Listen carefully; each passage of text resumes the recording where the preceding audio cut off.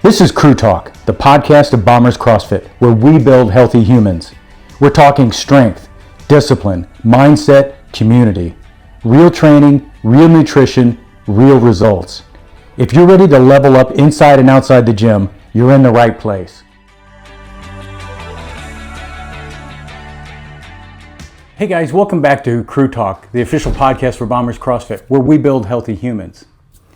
This week, we're talking about something that all of us face at one time or another, and that's starting over.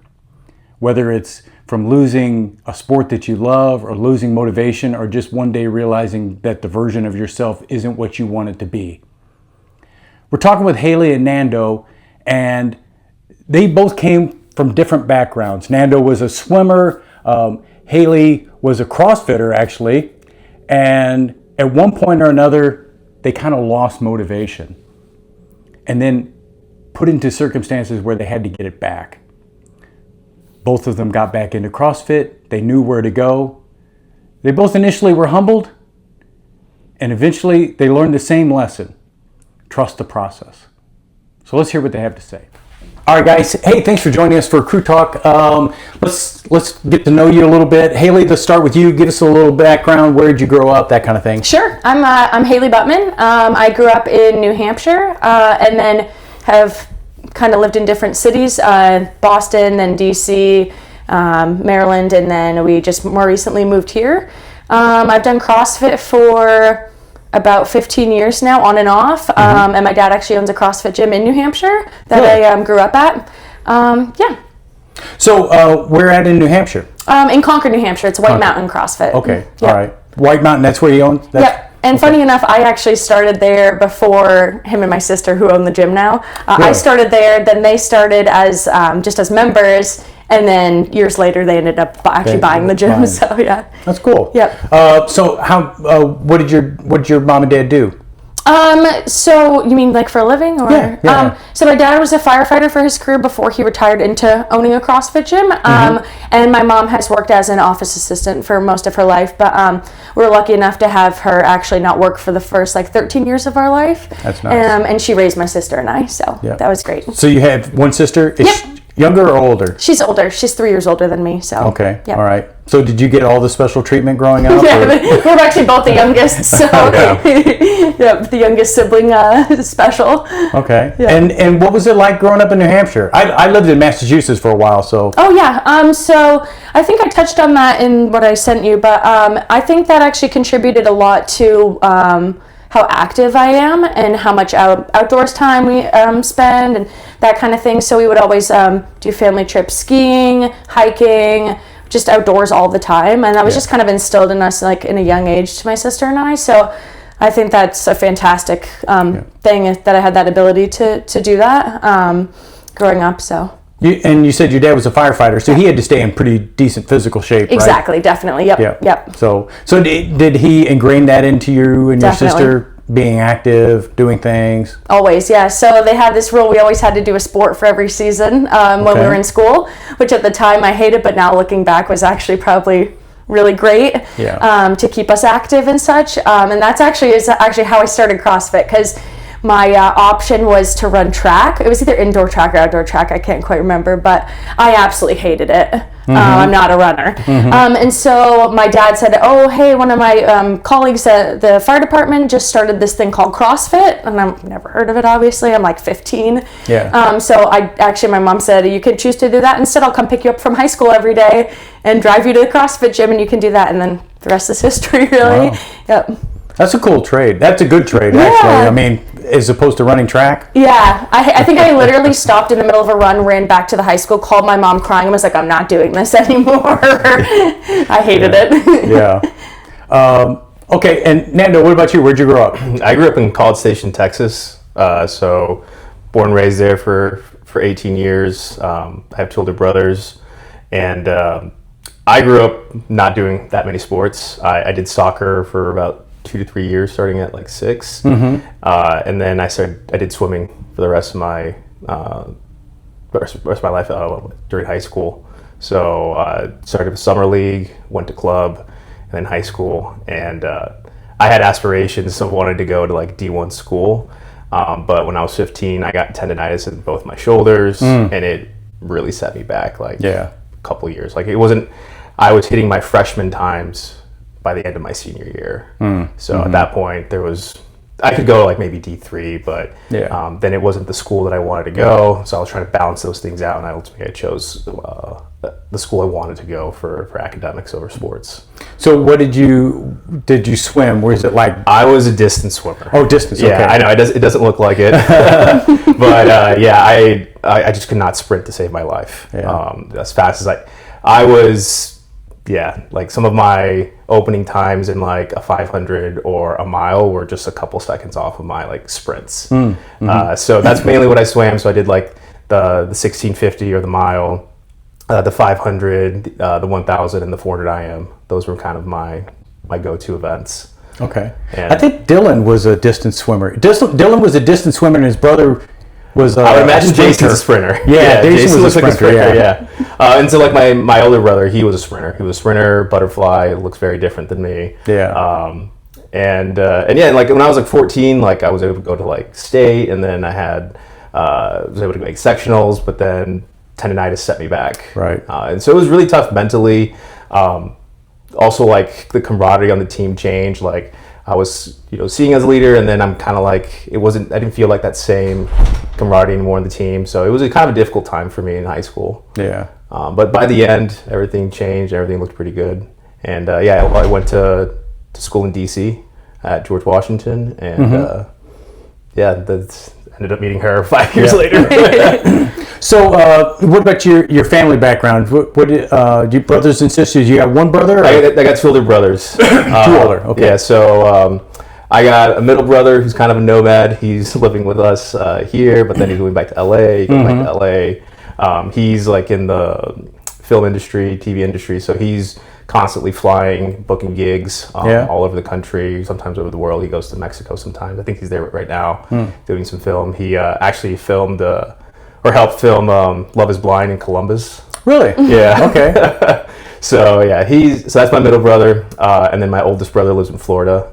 He is a pacemaker technician for Abbott. So he's in the ORs, going to hospitals, and doing consultations for pacemakers. Wow, that's cool. Those things have gotten really, really complicated, pacemakers now. Yeah. And he's like, he's always on call. He's constantly working. Yeah. And then, my parents live here in Beaver Creek, about 10 minutes away from here. That's why we're here in some ways. Yeah. I met your dad during Bring a Friend. Yeah, my dad came to Bring a Friend. That was a wake-up call for him. He did great. He loved it. He loved it. I'm actually, I don't think, so he's actually going back to swimming. He is an official for swimming. So he still's part of the community. He loves doing that. So he doesn't there's no meet this weekend, so maybe he'll come to the throwdown this weekend. Oh, yeah, so he can see that again, see how people work out. So you grew up in Texas. When did you move away when you went to college? I did, yeah. Okay. So at 18, I think I came back for one more summer, and that was basically the last summer I came back home. I think I came one more time when I had met Hailey, so she could meet my dad, and then my parents moved here. I was like the last two times I went back to College Station.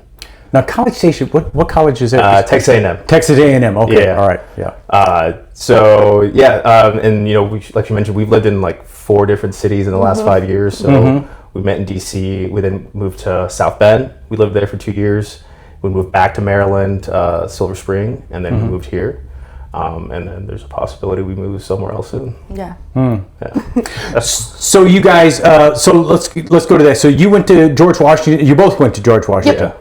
Okay. But we actually met through a mutual friend at a CrossFit gym. Okay. All right. Yeah. So CrossFit all the way back. Yeah. So let's talk about going to college. I mean, what made you pick George Washington? So I did my PhD at George Washington. Okay. I went to undergrad in Boston.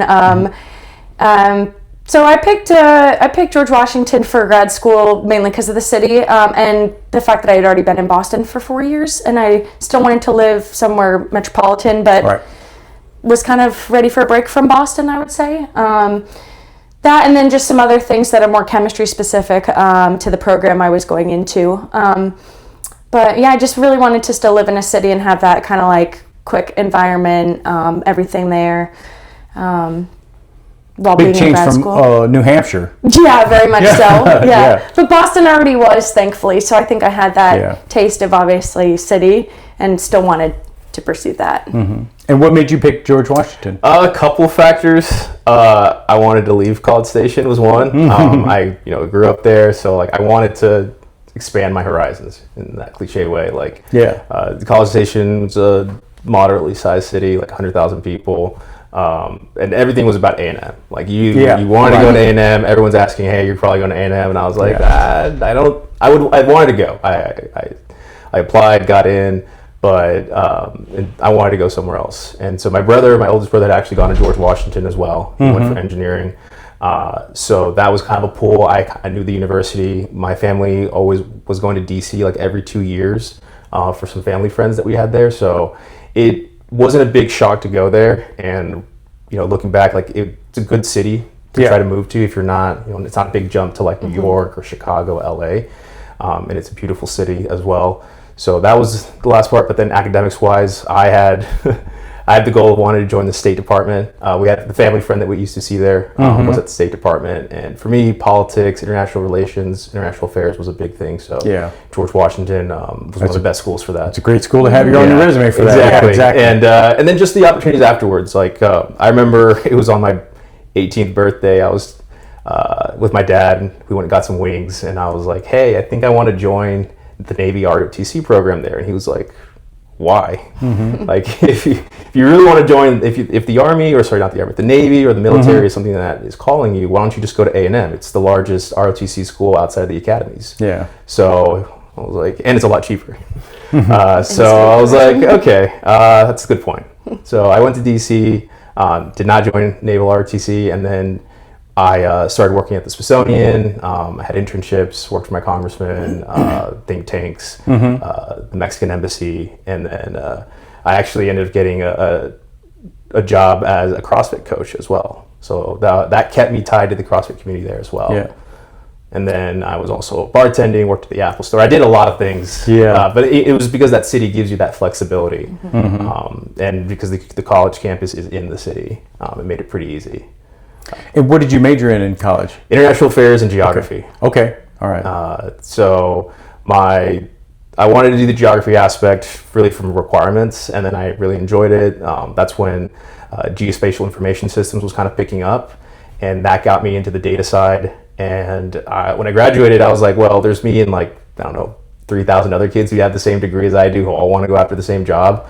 So I was like, I got to find something to separate myself, and also I need a little extra time to get really get my bearings on what I want to do. So I stayed at GW, did a master's in data science to kind of set me apart. That was also picking up in terms of it was a hot market for that. But then I graduated at the worst time possible, which was in 2020.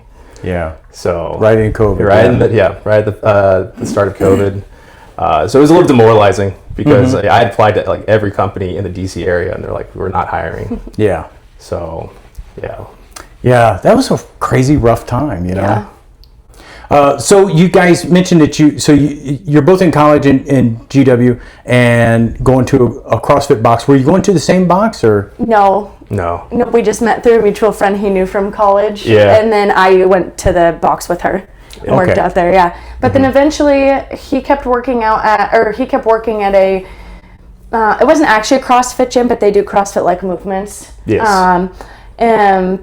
But then I ended up bringing him over to the box that I worked out at. Yeah. He joined, so then we both were there once we met. I think I talked to Greg and I think other coaches about this. Once you start coaching, sometimes when you're coaching all the time, the last thing you want to do is stay around and do a workout. Right. So I was feeling really burnt out working out in my own gym because I would coach the morning classes, I would walk back to campus, study for my evening classes, coach a few more evening classes before my first class because it didn't start till 7 or 8 o'clock. Yeah. So I was coaching about 5 hours a day, and then I would sometimes stay there because they had whiteboards. So I would do my homework on the whiteboards. It was a quiet place to work and study.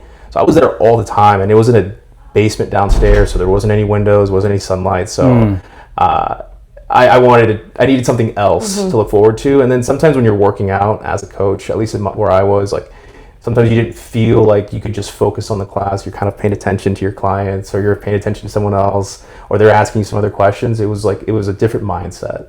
So going to her box was just felt like I was okay. I can just work out, and it's just my time. Right. My best hour of your day.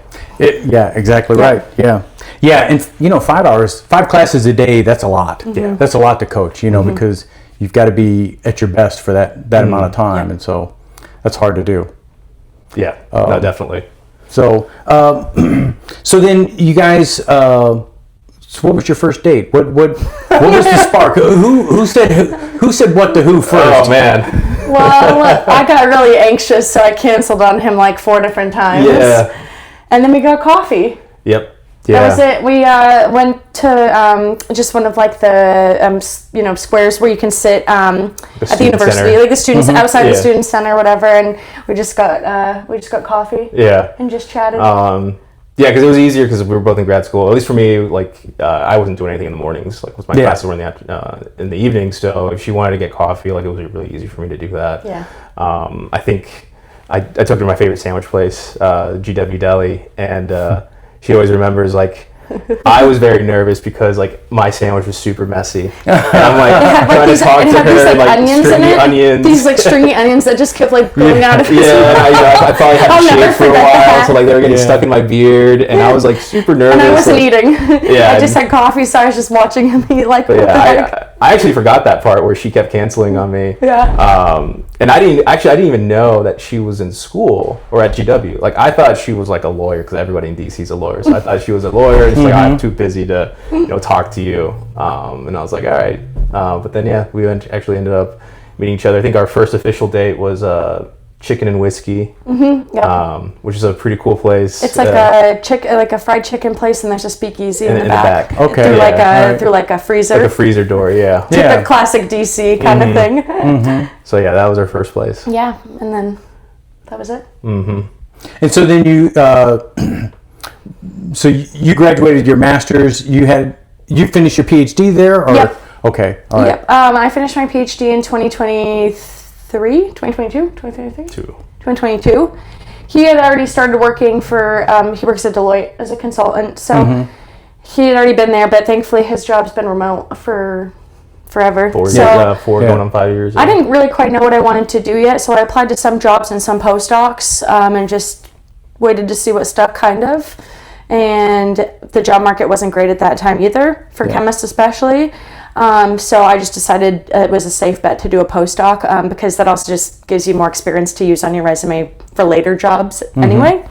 And so I went to visit a few different places, Rutgers, Johns Hopkins, Notre Dame. I think there was a couple of others. And St. Jude in Tennessee. Yep. We really wanted to kind of still stay in like a city of some form or close to, but honestly, I loved the people and everything at Notre Dame, which couldn't be more opposite from a city. And he was great and just said, you seem like you really like it a lot. Like, let's do it. Let's move there. So then we moved to South Bend for 2 years while I did my postdoc. And we loved it actually a lot. Yeah, it was I mean, you're right. I mean, because it was kind of my hometown, smaller still, but like, everything was around the university. Everything was pretty close by, like 10 minutes away. And Chicago was about an hour and a half away. That's not bad, Yeah, we could either drive there or we could take the South Shore line. So it was like a train that takes you straight to Chicago. So it was still easy. It didn't feel like we were in the middle of nowhere. Right. Yeah. Right. And so you're still working remote, so postdoc, what does that mean? Yeah, so postdoc, so I finished with my PhD in chemistry, and then a postdoc is really just kind of like building your toolbox more as a chemist before you actually go out into like the workforce, essentially. So what I did was like drug development stuff in my PhD, like infectious diseases, antibiotic resistance, that kind of stuff. But I never really learned about the biology side of things too much during my PhD because, PhD is really focused on one thing usually. Yeah. Okay. So we're really focused on drug development, organic synthesis, making the drugs. But then what we would always do is make the drugs and we would send them off to collaborators in other states, other countries even. They would test them and then they would give us our results back. But I was always curious about what kind of happened in the middle there, like So I send them off in a box, then I get these numbers back. But what do I actually do to them with them? So I wanted to learn a little bit more of the biology. So I actually found a lab that was, they do both drug development, but they also do the biology in-house themselves. And so I was able to not only then synthesize the compounds that they needed, but also then test them myself against different forms of antibiotic resistant pathogens. And then get the numbers myself essentially. So I kind of cut out the middleman. Yeah. That was cool because it kind of expands your, I said, your toolbox essentially, makes you more marketable really when you go into the job market and such. And it kind of satisfied an itch I had of knowing those kind of tools and those kind of techniques, really. Right. So that's why I decided to do that. Also, because I didn't know what I wanted to do, really. Still. So 8 years into my academic career, and I still didn't know what I wanted to do, really.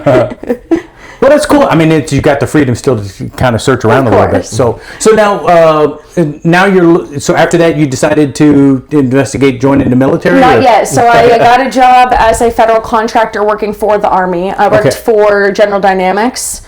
That's why we moved back to Silver Spring. And so I worked at Fort Glen Annex in Silver Spring, Walter Reed Army Institute of Research, and I did drug development there. So I made antivirals and antibacterials for the Army as a contractor, though. And then with the new administration, there was a lot of contracts were canceled. So our contract was canceled, and our whole department was laid off back in June of last year. Okay. Then I was like, well, what do I do now? So since I worked for my direct supervisor was a biochemist in the Army, they said, hey, you would be a really good fit for being a scientist in the Army. You have a lot of good leadership skills, which I got especially from my postdoc, because I helped lead all the other graduate students and such. He said, you should really look into it, give it a shot. So then I had kind of investigated that and then decided, hey, I think this would be good, especially for something a little more stable, something that I already kind of have the background in and such. So I applied to be a biochemist as a commissioned officer in the Army I started the process back last July. Okay. And then in October, at the beginning of October, I had to do all these, an essay and all these letters of recommendation. It was a whole shebang. And then I found out I was selected in October, and then now I've just kind of been waiting for there to be a new training course that I have to go to, and then I'll get my first duty station. So it's happening. And so that's what brought you guys to Ohio then? We decided to spend some time with family. So we actually are living with his family, just because when are we going to have that chance in our life? Yeah. And it's a good in between while we're waiting, because we don't know when I'll be leaving. So we don't want to go sign a lease somewhere and then know what I mean, and then have to be like, well, we got to go. So it's just a nice time to spend time with family, but also to be able to kind of go when we need to go. So And so do you know where you'll go to training, or yes, the DCC course is in Fort Sill, Oklahoma. Okay. And then or maybe it's in San Antonio, Fort Sam Houston. One of them's in I always get them confused. So I go to BOLIC, the basic officer leadership course, and then DCC, the direct commission course, each for about 6 weeks. One is in, like I said, Fort Sam Houston in San Antonio, Texas, and then the other in Fort Sill, Oklahoma. And then right after that to a duty station, wherever it is. Yeah, we put down for somewhere out west, Pacific Northwest, kind of. So, but we'll see. Yeah. And Nando, you're just going to hang here until she finishes her training, and then it'll go on. Exactly. With our dog. With the dog, I'm taking care of Goose. And again, like you said, that was the decision to move with my family, because we would have that flexibility, because we were sort of going off a timeline that January was going to be, the day she goes to training, and that we would be leaving in March, and it's already March. So it would be in a very complicated situation if we had stayed back in DC or some other area where... I was supposed to leave in February, actually, and the courses were full already with other officers. They didn't get me signed up in time, apparently, so it's looking like July now. But we did. So again, we still are, it's kind of hurry up and wait the in between. Well, I will say that Fort Sill is lovely in July. So I can't tell if you're being sarcastic.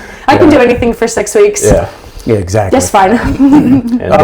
So it's kind of interesting, talking to you. So you guys stayed active fitness-wise all the way through, Kinda. We had some lulls, I'll say. So when I say I've done CrossFit for 15 years, there's definitely been ups and downs. There's been times I've been really, really fit, and times I've kind of let myself go. COVID was really hard for us.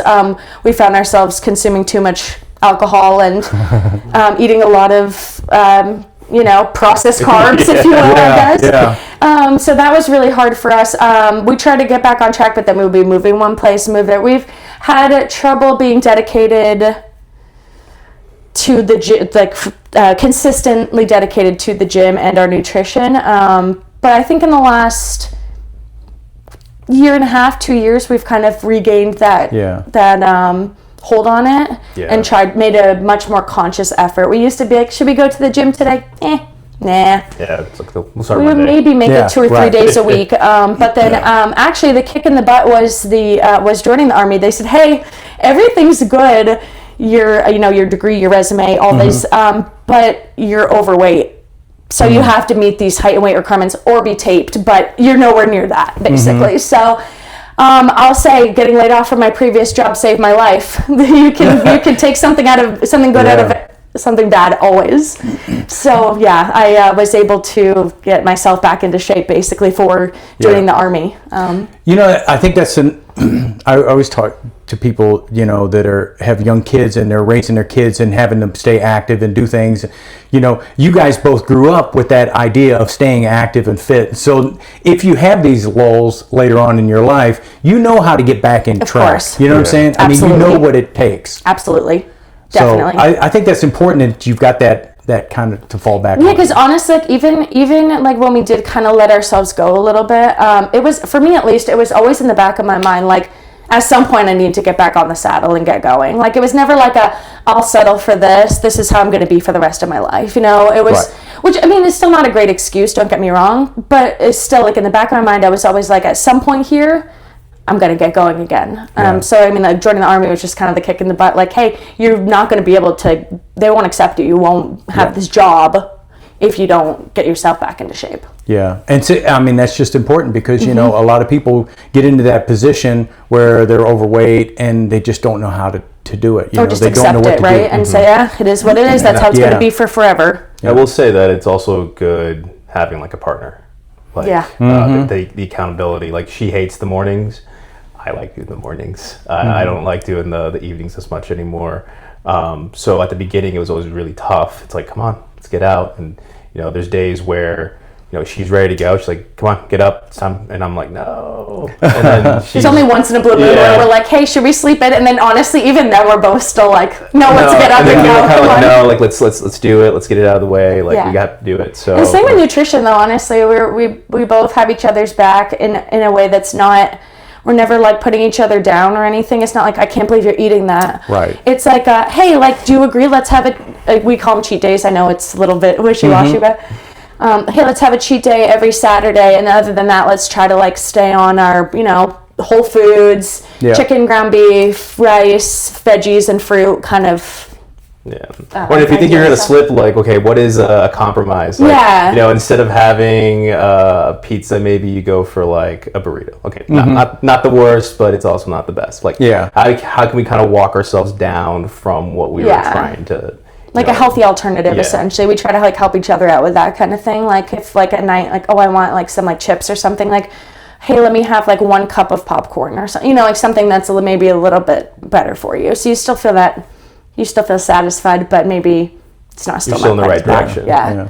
I always tell people, there was a point in my life where I'd gotten really heavy and I had to lose weight. But the thing is my wife, she had gotten heavy as well, and she did it first. She went on a diet and lost all the weight before me. Okay, and it kind of like set the example, for me to follow. But I didn't realize that. Yeah, and the whole time she was doing that, I was still being a bad guy. I mean, and so she did it on her own, That's without awesome. any support. And then when I did, she was there to support me the entire time through. So it is important, No, not so much. I mean, I was like, hey, so when she was like getting very serious about it, I'd be like, can I still have my hamburger? He would feel guilty. He'd be I would like, feel bad. Because I'm like 107 days of tracking my macros and not having anything what I would consider bad. I know that's very relative, don't get me wrong, but I had no sweets. I love like candy and like junk food, like no sweets, like nothing outside of my macro plan. I went 107 days, I think it was, before I heard from the army that I had been accepted, and that night I went and had myself a little treat.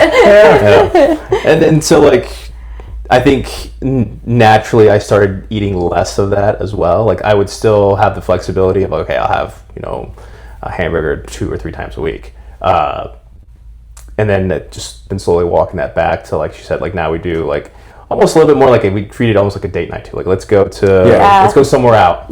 For that so for that meal. Worth it, so almost, it's like kind of worth it. It's also time for ourselves. And so it was a double whammy there. Yeah, if the other person's not eating junk, what's the fun in it, right? You want to be like, hey, you want to go get like French fries? Like, no, I'm good. Oh, okay, I guess I won't eat it then, right? Fine. Yeah. Sometimes it does kind of bring you along, my wife wanted to, she wanted to go vegetarian, and I was having some health issues at the time, and so they had told me that I should limit the amount of animal fat I was eating, and so we did vegetarian for about 18 months, I guess, something like that. Yeah, and it really wasn't horrible. So nowadays they have such good alternatives. Yeah, really. I don't know how long ago that was, but yeah, I think looking back in hindsight now, I probably wasn't getting near the amount of protein that I should have been getting. I think that's always kind of tough when you're vegetarian, but as far as satisfied eating, and I was fine. Absolutely. Yeah, I always remember my sister came up one time and we made some fake chili, and they had no idea, because the meat substitutes, you can't tell. Especially in chili, right? Yeah. Especially in chili, so. Yeah. There's so many other spices.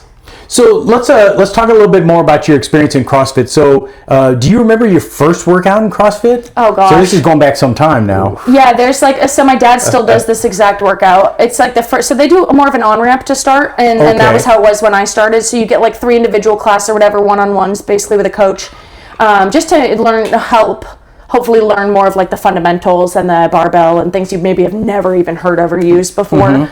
But it's something along the lines of, my dad's going to kill me for this one for not remembering it. It's like a 10-minute AMRAP of like rowing, kettlebell swings, and like one other thing. But I remember, because we, like the bay doors, I finished, they opened them, and I went out and I think I vomited immediately. Like I thought I was like in okay shape being active, and I was not. But honestly, like, I hated it, but I loved it so much. It was one of those things where I just kept coming back every day, and then I was like, that was horrible, and then came back the next day, and then came back the next day. And it's just, it's still the same today, right? Like every day here. It's kind of a love-hate, You walk in, you say, I'm just here today, I'm just gonna be moving, and then the first round goes off, and you're like, next thing you know, you're pushing. I think I'm famous for saying that, literally. If you ask Kevin or Kiwi, I say, I'm just here to move today, nothing crazy, and then I go flying. 3, 2, 1, go, you take off. And what the heck, Hailey? Yeah. So it was that. But I'll say, like, it was really nice, I think, especially as like a 15-year-old, like maybe not quite having like the social skills and such. I wasn't quite like there yet socially. Having to speak to like other adults every day and interact, like in terms of community, having to like talk to adults, them asking me, looking in my, hey, how are you? How was your day? That goes a long way, So I think it really, not only did it like help me have a new respect for like fitness and being active and being healthy, but like from a community standpoint, I was learning a lot about how to interact like in society and like how to be a person, honestly. So I think that part of it was really important too for me. I love when we have kind of younger people come into some of the classes. It's great. Especially like parents come in with their kids, I think is really great experience too. Absolutely. I think it was actually just this past Saturday that Kiwi had brought Killian, so I think he's I I think he's 11. 10? 10, Yeah, 10 or 11. Yeah. And then Tyler had brought his dad, who I'm assuming is maybe in his 60s, let's say. And they both had never, well, Killian's done it a little bit, but you know what I mean? Yeah. They both kind of don't really do CrossFit regularly. And it was like really cool. Tyler came up to me, gave me like a fist bump. Like, he's like, this is so awesome to see. Like, somebody new who's on the older end, somebody new who's like on the younger end, and just watching everybody still be a community, help them, drop whatever they're doing. Like Ryan was coaching. He was so good with Killian. Like just watching him like explain everything to like young and old. It's like it's so cool to see that kind of dynamic, you know? Yeah. I love that we do that, you know, we let some of the younger kids, you know, I mean, it's anyway. Nando, what about you? Do you remember your first CrossFit workout or? I don't. The most potent memory I remember though was so I did swimming. The gym I went to had just opened up about a month after my last swim season had finished, and so a couple of the guys from the team knew the owner, so we went there, and you know, the running stuff, the cardio stuff, not a problem for me. Which is ironic now because that's what kills me the most. But I do remember, I think maybe like a couple of weeks in, we were doing deadlifts, and I was trying to max out at 135, and the coach there was like, dude, you can't convince me that you can't, as an 18-year-old guy, you know, athletic guy, can't deadlift 135. And so I was like, it's heavy for me though. Like, what do I don't know what probably to like the respond. mechanics too, right? So yeah, it was a very like eye-opening, because like actually, I think I learned to lift weights better in like middle school, because when we got to high school, we didn't have like a weightlifting regimen. Like our coach would just, hey guys, go to the weightlifting room. And so everybody's doing curls and bench press by ourselves. Exactly. Like, no actual coach. No, I think we ended up getting a strength coach maybe our like junior year. And like that was it. But like other than that, like nobody's in there like doing it right. Nobody's doing it correctly. There was no like actual programming. I think we were doing weights like twice a week. So yeah, I had no idea how to lift weights correctly. And I think to Hailey's point, like it just took time to actually build the mechanics, which is something that I'm forever grateful to CrossFit for giving me that knowledge, because I can walk into any gym, any weight room, and I can feel confident about doing any movements that I want. And definitely. Going back to my dad, like my dad's trying to regain some strength, and he walks into a gym and he's like, I have no idea what to do. Right. Like, it's intimidating. It is. Absolutely. You like, am I doing it right? Am I doing correctly? Like, how many reps for how long? What kind of intensity? How should I like combine movements? How many movements for how? Like all these different variables go through your head. And for me, like something we take for granted for sure. Doing that. So it's been definitely something that I'm extremely grateful for having that. Yeah, when I was when I was working out before I found CrossFit, I would go to the gym and I would just kind of like wander around and do the machines and stuff. I had no idea what I was doing, and I mean it wasn't a waste of time because I was doing something, Of course. But I wasn't getting much benefit out of it, I certainly wasn't getting any stronger, So the other day I was actually thinking, I was at LA Fitness just to do some some cardio. Sometimes I go there and to use their sauna. And I was looking at the machines and I was like, I would have no idea what to do, where to start, what combination of them, how many reps, what weight, I had no idea what to do with that kind of thing. So nobody called me. I remember going on the bench press machine and I would do body weight bench presses, like this. I'd move it about an inch, maybe, and it's like, oh man, body weight, and it's like, Then my first CrossFit class was bench press, believe it or not. Yeah, what was your first CrossFit workout? It was a heavy day bench press, and we were supposed to work up the body weight. And I was like, I can do body weight bench press. Yeah, turns out no. So you have to touch your chest all the way down to where it touches your chest. That's it. Yep, absolutely. Yeah, it was eye-opening about that. So it's funny though that you say 135 deadlift. What's your deadlift now? Like right under 400. I didn't get 400. I was gonna say when we did it, but I think I did 385. But I have hit 405 before. It just kind of goes back to also like weights. Like when we were back in Maryland, we did a lot of strength cycles. I remember right before we came, like we were deadlifting 3 times a week, doing heavy deadlifts and waves, and so that really helped get my deadlift up. But yeah, just around there, and then I started focusing on barbell too. During like as COVID was winding down, kind of going back to the mentality, like I stopped coaching as much because I had my full-time job, but I still wanted to be part of that community because I was going into my 7th or 8th year with that gym. And so I started a barbell club in DC because that was always what I really enjoyed. I wasn't good at it, but I always enjoyed. I was like, I really enjoy spending time on those lifts. You know, doing 10 reps and trying to really just focus on the mechanics, start building up. For me, it was always a great day.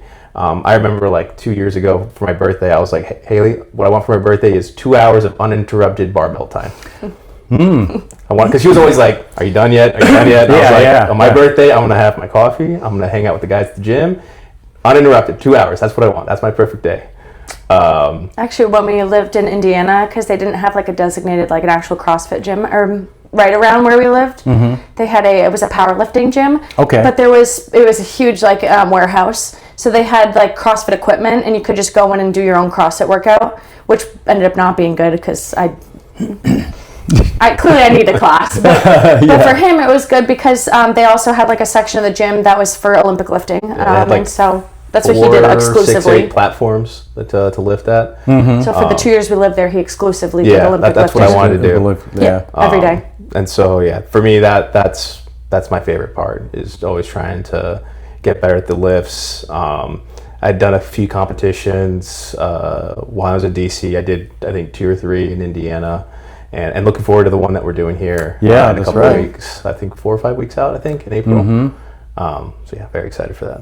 Yeah, that's a lot of fun, and I think the Olympic lifts they're challenging. You know, they combine a lot of just strength and flexibility and coordination and all of those. It's just a lot of goodness with that. So, probably not something that you want to do if you go to LA Fitness, though. No. So you could do just about anything. I think I went with her one day, and I was like, you could maybe work it out. I think I did like... They have CrossFit equipment there. They have an echo bike, and... but then go in there and drop a deadlift bar, or drop a snatch or something. You're going to get chased out. I don't think I've ever seen somebody doing like cleans or like jerks or anything there. I think I was doing like sled pushes, echo bike, and then I was doing like muscle snatches and muscle cleans. They actually have ski ergs and rowers there, which is pretty impressive actually for like that kind of gym. So on the cruises, I've been on, most of them are all dumbbells, but there's one ship, the Treasure that I was on, had a barbell. Nice. It was in a squat rack, but it was a real barbell. You know? And now they only had metal plates, and so I was doing deadlifts one day, but I just wasn't going all the way to the floor because I didn't think they'd want me banging it all the way down. How do I do this quietly? And then I did like some hang cleans, and I did hang snatches and stuff like that. You know, 'cause nobody would, kind of like complain about that. But I did keep the weights kind of left. Like because I was like, I don't want to have one get away from me. And then like chalk too, it's really hard to get to your heavier weights. At least for me, I'm a chalk monster. So as soon as I start getting to a certain weight and I start feeling my hands get sweaty, I'm like, all right, it's not going overhead. I used to carry a bag of chalk in my actually that blue bag that I carry there always had a little baggie of chalk inside there. We did the same, except we had the liquid chalk. During COVID, we would have liquid chalk to work at home. Yeah, because we had like a kettlebell and 2 sets of dumbbells. Like we tried. And the gyms in DC got rid of the communal chalk buckets for a year or two. So I got like a rock climbing bag to put chalk in for barbell club. Yeah, I did think about it one time when I was flying though, because it looks like this looked kind of like a bag of cocaine. You know, absolutely. Yeah, it's just chalk. Well, why the hell are you traveling with chalk? They're like, that's even more weird than cocaine. Obviously, you don't do pull-ups. So let's see. So Hailey, what was some of your early workouts? What were some of the challenges with CrossFit that you found? Everything, the mechanics and stuff, like what he said, but learning to push yourself, but not redline, but still make it through a workout. That's always been a problem for me, especially when I was like doing CrossFit when I was younger. Yeah. It was the 3, 2, 1, and then you just want to go. And for years, I remember like mentally even thinking I'm going to redline and I don't know how to like not redline almost. Right. And I really just think in the last like couple of years doing CrossFit, I've figured out kinda, sometimes not still, but how to like make it through a workout. I mean, it's hard, right? One day it's a 10-minute workout that has some movements that are going to jack up your heart rate more than others, and then there's a little bit of rest in this workout, or the next day it's a 30-minute workout where your heart rate's going to be 150 steadily, whatever. So definitely balancing like that kind of thing has always been a challenge for me. But I feel like I've kind of started to figure it out a little, especially since my cardio has gotten a little bit better. But yeah, just I've always had issues with gymnastics movements for sure. The barbells, kind of like Nando, always been my favorite. Always been my strength. So pull-ups, I actually like used to be able to do pull-ups really well, and then I lost them for like 5 years when I gained a lot of weight. I couldn't do pull-ups, handstand push-ups, I couldn't do any of those things. The body weight things get harder, Oh my god. I couldn't do any of those things anymore. And then in the last it's been 8 months that I've really like lost a lot of weight and been much more dedicated to coming here basically every day. I've gotten those kind of things back. But it's kind of crazy, even just like an air squat or something, right? If you have an extra 10 or 20 pounds for yourself, what you are used to, it makes it so much harder. Even just those body weight movements, like not even gymnastics, just like an air squat, right? Yeah. But yeah, so I always have kind of struggled with the gymnastics stuff, and then at many points in my life, the body weight stuff, depending on what my body weight was. Yeah. But I'm trying to find a new love for some of those things, especially since I've gotten into better shape. Things that I was like, there's no way I'll ever be able to do that. Actually, like push-ups specifically, have a newfound love for, because I've been working on them every day, especially for the Army PT test, or Army fitness test. I have to do like a minimum of 12 or something, but of course I'm going to max it out. Yeah. But so I've been doing 35 push-ups every single day, and I've been trying to increase my number slowly, and now I can like do push-ups like kind of easily, which even when I was fit before I gained a bunch of weight, that was never really something I could do that well. So I'm trying to get more comfortable in things that make me uncomfortable. What are some other things that you have to do for that fitness test? It's like a 3-rep max deadlift on a hex bar, 2-mile run, sled drag, sprint drag carry, plank, and push up. I think that's it. Yeah. So I've been trying to work on all those things. The plank is still a work in progress. Yeah. But I feel pretty comfortable with the other things. How long do you have to hold a plank? A minute 20. Okay. So alongside doing 35 push-ups every day, I've also been planking intermittently, but that's not coming as quickly as the push-ups are. So, I mean, I'm not too worried I won't meet the minimum, but my goal is not to meet the minimum. It's to maybe not meet the maximum for the plank, but to be somewhere in the middle there points-wise. So, what about the 2-mile run? That's good. I tried out that the other day. So the day it was programmed for us to do 30 minutes of cardio of choice. Yes. I asked Greg if I could, he was coaching that day, I asked him if I could just try for like my 2-mile time trial and focus less on the actual 30 minutes. Yes. And because I'd only ever tried it on a treadmill before with the weather and stuff, and I got a little over 17 minutes. I think it was 17:18 for the 2 miles, and I have up to like 22 and a half minutes. Wow, that's great. Yeah. So I'm really happy with that. But honestly, the cool part with that is that for a while I was dealing with like an Achilles ankle thing, which is still kind of there, but it's been much better. But for a while I haven't really been consistently running. Yes. I just think that goes to show that like if you consistently do cardio of any form in CrossFit, that you'll be able to go out and do other things. Yeah, you're definitely building capability the whole time, and even a lot of times when we just do like Tabata squats and those it's still building your cardio. So cool. Yeah. So yeah, it just shows. I think actually back in college when I went to a CrossFit gym, there was a girl I went to CrossFit with, and she never really worked on her running, and then she went and ran the Boston Marathon. She didn't have to do like all this crazy running work. She just did CrossFit to train for it. Wow. I'm sure an occasional run here and there, but nothing crazy like how you see these marathon runners like doing. And she went and ran the Boston Marathon off of her CrossFit training solely. Wow. Yeah. Wow. which is really cool. Yeah, that is. It's a little crazy, but it's cool. It's a little crazy. So what do you think your training looks like going forward? Now, I know you're focused on that PT test, but Nando, what about you? Training looking forward. Haven't thought about it. Still focus more on the Olympic lifts, you think? Those are things I think just where I like to naturally see some improvement, but I know there's plenty of places to get better at. Yeah. And I think sometimes you got to do the things you hate. Yeah, and I think right now, a couple of things would be definitely doing more cardio workouts for longer times as well. And then I'm sure something that Hailey and probably Greg would agree with is being more comfortable with scaling. Scale to meet the stimulus. Don't try to do RX and then you're 6 minutes over the time cap. Yeah. Which I did today. I scaled a little bit and I hit like a little bit over 18 minutes, which is what you were asking for.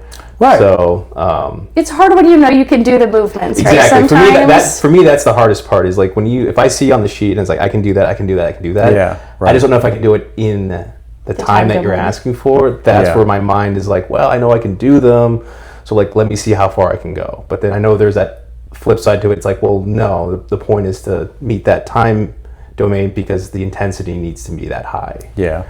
Well, sometimes scaling the workout back, doing less but doing it faster is harder. Yeah. Definitely. I think it's easier for me when I give him a hard time. I think it's easier for me because literally just 8 months ago when I really decided, okay, I'm going to really hunker down and do CrossFit every day and eat healthy and whatnot, I couldn't do anything. I was 50 pounds heavier. So I had to scale everything. So I think because I'm so used to that, it's so recent, that was so recent that I'm like, my instinct is almost to just scale and not to do it RX because I'm so used to that as of recent. So it's easier for me to be like, oh, just scale. And he's like, but I can do the movement. Yeah. I'm more of like, I can't do maybe I can do the movement now since I've gotten a little bit better. So yeah, I always talk about this with toes to bar, because I'd gotten to where I could do toes to bar, but I could only do like singles. Okay. But I was proud of the fact that I could do singles, and but that's a trap. You never get better at toes to bar if you don't, and so I had to stop doing toes to bar, start cycling in like the half movement, so scaling the movement down to where I could do them in bigger sets. Okay. And then but from that, I was getting stronger. I was developing my core more, okay, and I was building my cardio that I was not getting at all, just kicking up there with a single toes to bar. And so really, it was important to do that work, even though it meant I was scaling. Absolutely. And picking a workout where it's like, there's a low enough number, maybe I'll try them RX today versus being like, oh, there's 30 of them today. Today's not my day, I'll just do knee raises or whatever, right? So yeah, find a place that you can challenge yourself. So like on this one, you could say, well, I'm going to do one set of 10 unbroken, okay, if that's like a big challenge for you, and then just do that and then move on. Exactly, absolutely. Yeah. That's kind of a great way to approach it. There's a lot of movements that I still feel that way about too. It's hard sometimes. I find myself in that position a lot of times because I know I've done it RX in the past and it probably doesn't make sense for me to do it RX today, but it's like, Yeah, if anything, I have the opposite problem of him. Like, he's like, I don't want to scale, I'll do it RX even if I'm a little slower. And I'm like, I'll scale too much sometime. I'm getting better at it, but I'll scale too much just to make sure that I can do all the movements well and move quickly with intensity kind of. So it's really an in-between of the two of us is probably, if there was something between us, perfect. Be a great athlete. I feel like I've been trying to push myself a little more recently on that kind of thing and try to do more workouts RX that I'm like, I know I can, not just because I have an ego. But especially a few months ago, it used to be like I would scale way too much and then he wouldn't scale enough. So it's like, it's hard finding that balance. I mean, there's an art to it, and I mean, that's one of the things the coach is trying to do is trying to get you set on the right path. I mean, I feel like if I can scale you to a point where you finish with right alongside the fastest people in the class, well, then you've had the right experience, at that point. Definitely. So I think there's always ways that you can like challenge yourself, say, okay, well, I'm going to scale this down, but I'm going to push hard on my, like maybe I'm going to scale the runs instead of 400, I'm going to run 200, but I'm going to run 200s under, 50 seconds every time. Exactly. Absolutely. And not just give yourself an out. Absolutely. Yeah. So I think that gets lost a lot though with like people, myself, I'm sure in the past, this idea that because you're scaling it, you're losing intensity, or that it's going to be easier because you're scaling it. But like you said, yeah, it's important to like remember like that you should really keep that intensity if you're scaling, and just push harder because it's a little bit easier, right? I guess. Yeah. So. Yeah. And so, so what does trusting the process mean to you both? Do you both put that? Yeah. I think something similar. Yeah. Okay. Yeah, not exactly the same for word, me, but yeah. I really had to use that for my weight loss journey and getting into shape for joining the Army, because there would be days I would so the nutritionist that I worked with at my previous CrossFit gym, he's really the one I have to give so much credit to, like, who helped me get everything going. Yeah. But he was like, weigh yourself every day, this, that, the other thing. There would be days I would weigh myself, and then 2 days later weigh myself, and I would weigh like half a pound more. And then I wanted to give up, and you just have to trust the process. Keep doing. My dad always says that. That's like his motto. Yeah. Just keep doing the things to the path to success, and you will get there. Like nutrition, showing up to the gym, cardio, getting your steps in, all the things, especially like in a weight loss journey. Just trust the process. You will make it to the end goal. And I'd have weeks where or a month even, where my weight was just like so good, and then I'd have a little hiccup, and I wasn't doing anything wrong. I was I was doing the exact same thing I'd been doing, and I would just have a little hiccup. And he said, trust the process. But maybe I should change my calories. I should have, because I did it just by calorie deficit and exercise. Maybe I should decrease my calories a little more. This, that. He said, stop changing things. Yes. Just trust the process. Keep going. And then, obviously, if then a few months later you're still, there's a time and a place to change things, don't get me wrong. Right. But just because a day or two things feel off, you weigh a little more, you weigh a little less, things are weird, just stick to the plan. Yeah. There's you'll get to the end goal if you do those things that you have to set out to do, basically. Yeah. So. There's a place along the line. Your body makes an adjustment, so absolutely. When I started tracking macros a few years ago,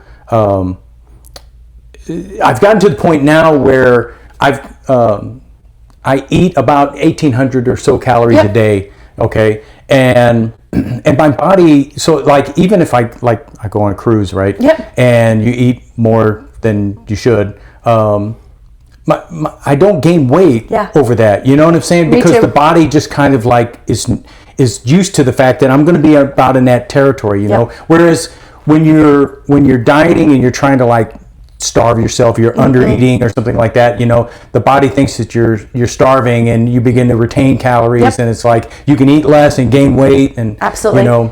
It's interesting too what you're saying with the 1,800 calories, because so mine was about 1,600 for a while, and I'm up to about 1,800 because I'm closer to maintenance now. But people would say, even when I was eating 1,600 calories, my mom even, people would say, that's not enough. Oh my God. Right. And I would say, are you kidding? I feel so full all the time. I almost have to sometimes I have to force myself to finish dinner, because one, your body gets a little bit used to it, but also if you're eating whole foods. See, that's the thing, yeah. If you're eating whole foods and taking in enough proteins, protein is what makes you feel full. Right. If you're eating whole foods, I would give myself 1 or 2 protein bars, but then everything I eat is completely whole foods, eggs, meats, rice, fruits, veggies. You will feel full. I promise you. Yeah. So that was the thing too. It's it's really not that few of calories if you're eating the right things. Yeah, I'll take a plate, a regular dinner plate, and I'll get a 6-ounce sirloin steak. Yep. It's pretty lean, and then some broccoli and maybe some cauliflower. I like this California mix of frozen vegetables. Mm-hmm. That's a full plate of food. I mean, that is a mounted plate of food. Yeah. It's huge. It's not that many calories. No, it's really, not. Okay, and it's so filling. But it is, if you eat real food, it's a lot of food. Okay. My breakfast, 1,800 calories is a lot. My breakfast, you should see me. I have these 2 huge plates, one of like cottage cheese with strawberries and honey. The other is like egg whites with 2 real eggs, a bunch of vegetables on top, whatever, chicken sausage. I have these huge bowls, and it's like 550 calories. Yeah. And like 60 grams of protein. And I'm stuffed by the time I'm done with breakfast. So. Yeah, we stopped. So we went to my sister's this weekend, and when we came back, because I had to stop this charge, right? And there's a Culver's right next to it, which I love Culver's. I love Culver's too. Yeah, we've been to one in a while, but yeah, we've been in Indiana a lot. I love Culver's. Yeah. So, but I track it, okay? Yeah, So I mean, yeah. I put in I got a double cheeseburger. I put that in, and that was all but 1 gram of fat for the entire day. Yeah, exactly. One cheeseburger is wiped out my fat for the entire day. And that meal was 800 calories. Yeah. So out of 1,800 calories, that's one meal, and it's like, it's half almost. Yeah. it's Exactly. I mean, so if you're eating restaurant food or fast food, God forbid, 1,800 calories is not a lot of calories if you're going to McDonald's. It's really easy to overeat, isn't it? Like I try to do that too with tracking, like, because like I love candy, so like I'll put it into my thing, and it's all the carbs, like you were saying for the fat. Right, it's all the carbs for the day. It'll be like 120 carbs or whatever. But like I like to like try. Like I just think it's really important that people are, even if you choose to eat a little unhealthy here and there, it's important that you know what you're putting in your body. In my opinion. Like, even if you're like, well, no, you know what, today I'm going to have 10,000 calories. I don't even care. Or 120 carbs or 300 carbs, whatever. But it's important that you, like, are at least, I think you reach a really dangerous kind of, like, territory when you decide to be oblivious to it. Right. Again, like, I'm okay with, like, oh, it's Saturday, it's cheat day, I'm going to eat whatever I want all day, and it's 5,000 calories. Okay, it's 5,000 calories, so be it. Tomorrow I'll wake up and go back to my plan. But like to just turn a blind eye to it, I think, and be like, it doesn't matter what I eat all the time, all the things. I think that's a slippery slope, you know? Yeah, when I retired from the Air Force, that's when I got fat. And I just said, I'm not going to weigh myself. I'm not going to exercise or anything. And I just stopped everything. And I gained 100 pounds in about 3 months. Wow. You know? So that's how it was for me during COVID. I gained probably about 50 to 60. But it was the same way. I was afraid of the scale. I didn't care what I ate all the time. I drank a lot, all of those things. And it's like, it's a slippery slope. Like for me, even if I have a cheat day, the next day I wake up and I weigh myself because I need to know where I'm at. And it's okay. I really have worked hard to not be hard on myself about it, because a lot of it's water retention and stuff. But you have to have a starting point for then to make progress, right? Because if you're just going in blind, then what's your goal? Right? What are you trying to get to? Yeah. But you got to give yourself grace. Absolutely. Especially if you're especially if you're weighing yourself every day, which is I get it. For some people that's not great. Yeah. I do that as well. Yeah. Okay. But you've got to give yourself some grace. Absolutely. I completely agree. I mean, because otherwise you can get into a really negative downward spiral. Definitely. You know? And that doesn't help anybody. No, because then that can lead to just as quickly. Yeah. So Nando, what about you? What does trust the process mean to you? Oh, she's gonna hate this one. I think it's patience. Patience. Yeah. Wow.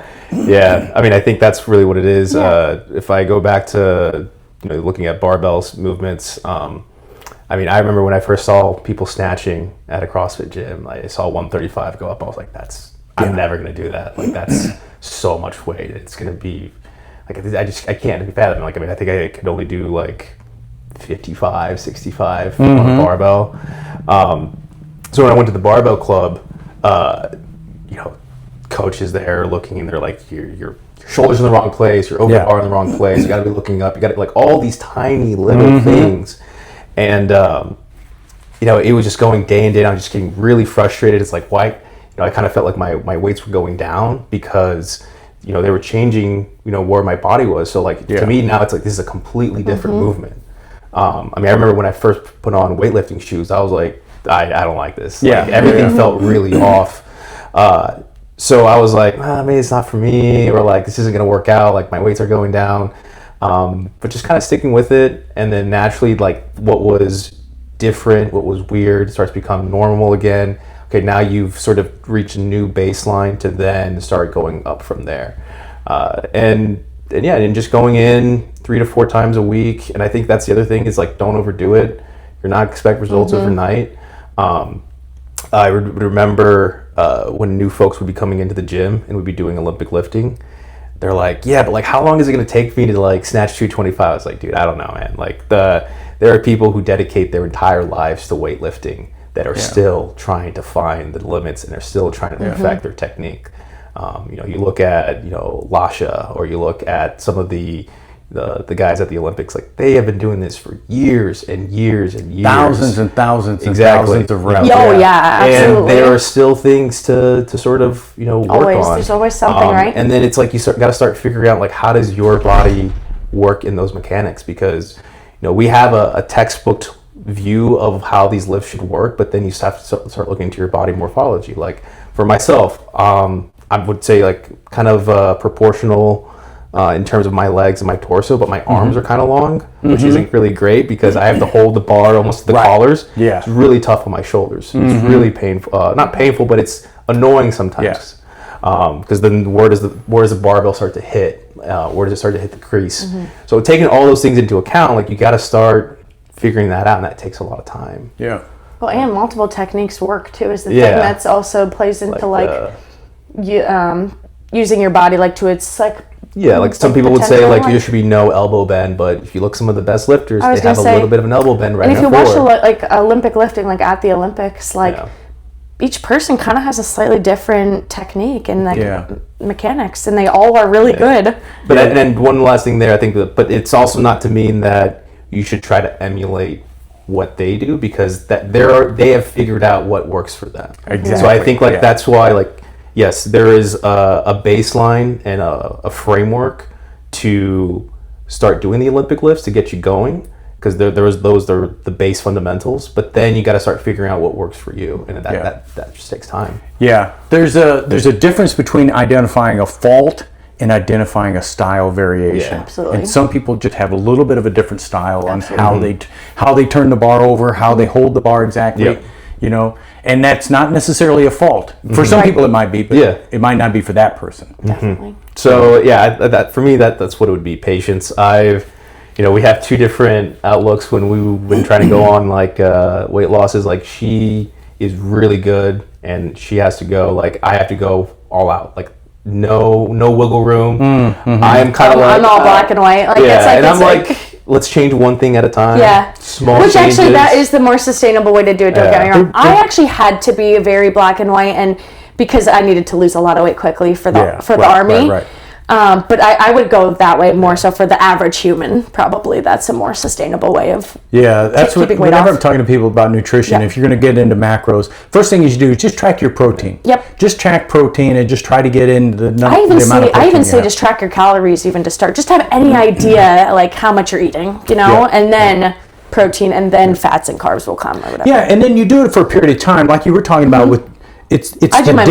It's the data that you can use. Once you've established it kind of enough time that you can identify trends, you figure out what calorie count makes right for you. Absolutely. Because it's different for each people. Absolutely. So.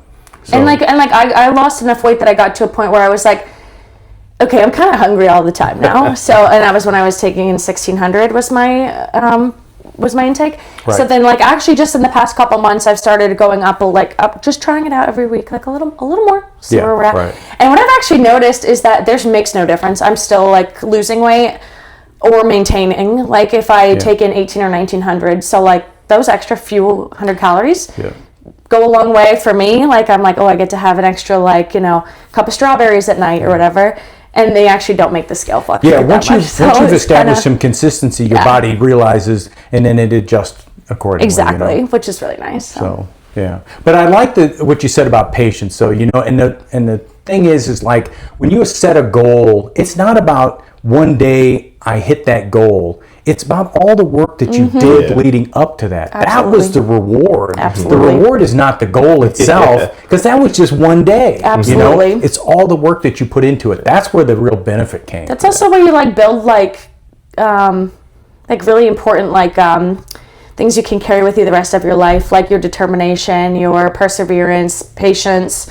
the whole journey, like a weight loss journey or even just like a health journey, that's like so important for building like things you can carry into like the whole rest of your life, and like being able to like stick to a goal, being able to work hard every day when you're tired, when you don't want to do it, when not everything is perfect, those kind of things too. So I think that's really important. I think the mental adversity is probably the toughest part than the physical part sometimes. Like Saturday, I was doing the barbell club here, and I was just gassed, and I was walking out with Cassie, or Cassie was kind of walking me out. I was like, hey, I can't do the accessory today. It's just not going to happen. Yeah. Like, I got nothing in. I'm really tired. I just don't want to be here. But at least I showed up. I did the main movements, but I kind of realized like I just need to go. Like, I'm just gonna be really mad at myself. I'm not gonna hit my weights. I'm not gonna enjoy anything about this if I stay. So I kind of just walked out. It's another instance where you're giving yourself some grace. Yeah. Your body's telling you that you need a break. You got to give it a break. Absolutely. Absolutely. That's very important. And mentally, it's kind of like, it's good to accept that. That's maybe you're really ready. hard. You're ready to start scaling. It's easy said than done. Definitely. Yeah. Well, guys, I think that's about all I had to ask you about. Is there anything that I didn't ask, or anything that you want to add? Nope, I don't think so. No, I think we hit on everything. Yeah. Well, it's been great having you on Crew Talk. Personally, I hope that you don't get a training date anytime soon, okay? Or maybe you just do your training here or something like that, because you guys are a great addition to the 7:30 class. So thanks so much, Daryl. Daryl. Awesome. 7:30 crew is great. Yep. Yeah. Yeah. Thank you, Daryl. Thank you. Thanks.